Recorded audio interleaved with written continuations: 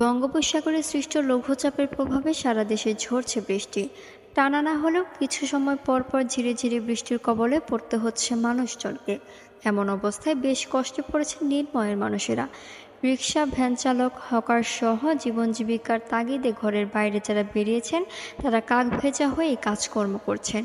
সকাল থেকে কয়েক দফা বৃষ্টিতে ভিজে রাস্তার পাশে জবুথবু হয়ে দাঁড়িয়ে থাকতেও দেখা গেছে তাদের। আবার বৃষ্টির পানিতে ঠান্ডা যেন না লাগে সেজন্য মাথায় এবং গায়ে পলিথিন জড়িয়েও নিতে দেখা গেছে তাদের। গতকাল শনিবার দুপুরে রাজধানীর উত্তরার হাউস বিল্ডিং, বিএনএস, রাজলক্ষ্মী এবং জসিমউদ্দিন সহ আশেপাশের আবাসিক এলাকায় এমন চিত্রই চোখে পড়েছে। এসব এলাকার মানুষজন জানান, সকাল থেকে দুপুর পর্যন্ত প্রায় ৪-৫ বারের মতো বৃষ্টি হয়েছে। পরিমাণে বেশি না হলেও ঝিরিঝিরি বৃষ্টি ঝরছে দীর্ঘ সময়।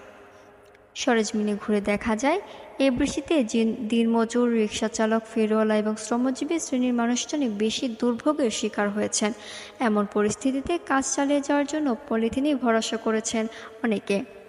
বিশেষ করে বেশিরভাগ রিকশাচালককে পলিথিন গায়ে বা মাথায় জড়িয়ে কোনো রকমের বৃষ্টি থেকে নিজেকে রক্ষা করার চেষ্টা করতে দেখা গেছে।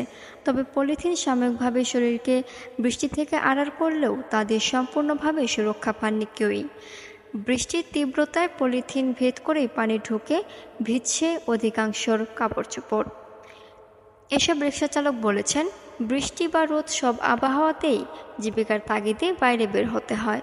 পরিবার পরিজনদের জন্য খাবার জোগান দিতে বৈরী আবহাওয়ার মধ্যে কাজ চালিয়ে যাওয়া ছাড়া আর কোনো উপায় থাকে না। আবার বৃষ্টির মধ্যে মানুষজন বাইরে কম বের হওয়ার কারণে দৈনিক আয়ের উপর নেতিবাচক প্রভাব পড়ে। হাউস বিল্ডিং মোড়ে পলিথিন গায়ে জড়িয়ে আধা ভেজা হয়ে দাঁড়িয়ে থাকা রিকশাচালক সোহরাব মিয়া বলেন, বৃষ্টিতে ভিজলে তেমন কোনো সমস্যা হয় না, তবে আজকে সকাল থেকে ২-৩ বার ভেজার পর হাঁচি শুরু হয়ে গেছে, সেজন্য পলিথিন নিয়েছি।